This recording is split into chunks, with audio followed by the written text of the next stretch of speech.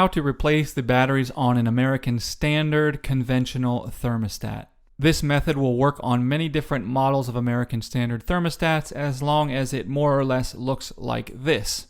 The first thing you need to do is get the batteries. It takes 3 AAA batteries. If you don't have them, I'll put a link in the description to where you can get those batteries for just a few bucks.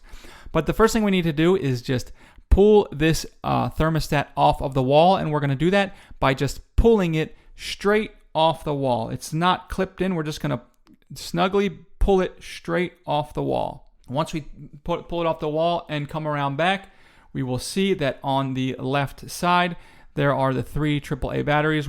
You can just take the 3 AAA batteries out here, put your new ones in, making sure you respect the polarity of the batteries, going plus, minus, plus, and then you can go ahead and push your thermostat right back onto the wall, and you are done.